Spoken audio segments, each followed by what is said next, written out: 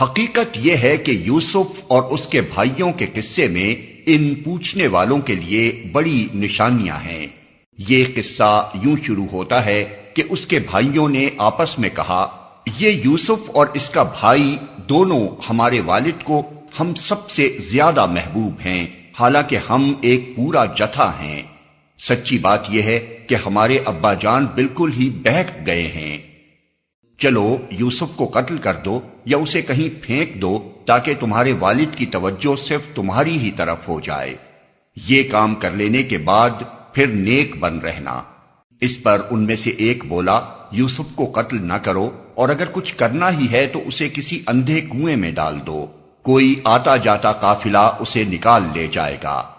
اس قرارداد پر انہوں نے جا کر اپنے باپ سے کہا، ابا جان کیا بات ہے کہ آپ یوسف کے معاملے میں ہم پر بھروسہ نہیں کرتے، حالانکہ ہم اس کے سچے خیر خواہ ہیں۔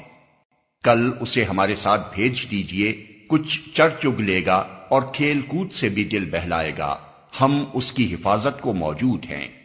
باپ نے کہا، تمہارا اسے لے جانا مجھے شاق گزرتا ہے، اور مجھ کو اندیشہ ہے کہ کہیں اسے بھیڑیا نہ پھاڑ کھائے جبکہ تم اس سے غافل ہو۔ انہوں نے جواب دیا، اگر ہمارے ہوتے اسے بھیڑیے نے کھا لیا جبکہ ہم ایک جتھا ہیں، تب تو ہم بڑے ہی نکمے ہوں گے۔ اس طرح اصرار کر کے جب وہ اسے لے گئے اور انہوں نے طے کر لیا کہ اسے ایک اندھے کنویں میں چھوڑ دیں، تو ہم نے یوسف کو وحی کی کہ ایک وقت آئے گا جب تو ان لوگوں کو ان کی یہ حرکت جتائے گا، یہ اپنے فعل کے نتائج سے بے خبر ہیں۔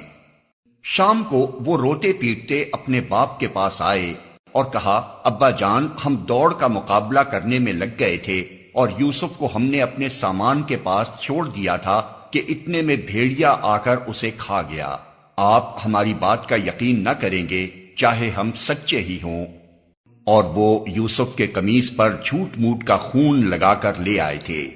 یہ سن کر ان کے باپ نے کہا، بلکہ تمہارے نفس نے تمہارے لیے ایک بڑے کام کو آسان بنا دیا، اچھا صبر کروں گا اور بخوبی کروں گا۔ جو بات تم بنا رہے ہو اس پر اللہ ہی سے مدد مانگی جا سکتی ہے۔